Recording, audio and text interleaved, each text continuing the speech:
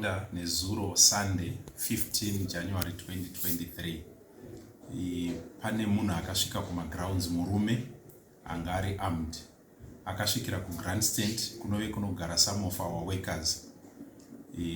Akataura nemadzimai anga ariko, vakaona kuti anga ine pfuti, akazopesera aridza 3 shots dzakaburidzwa ikoko, macartridge acho anga ari ikoko.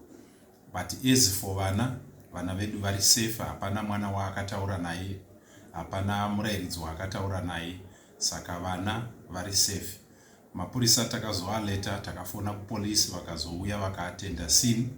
Vaatenda, it was late of course kwatovira, but vakaedzawo nepavanogona because takaona helicopter ichitenderera, asi it was late. Vana they are safe. Vakazotibatsira vesecurity nekutipa vanhu vanga vari armed vakarara vari pano. At the same time toda kutenda kuti hapana kurasikirwa neupenyu kwatakaita. Mashots akaitwa, they were targeted at one of our boys, mwana wa caretaker wedu ikoko, but haana kukuvara.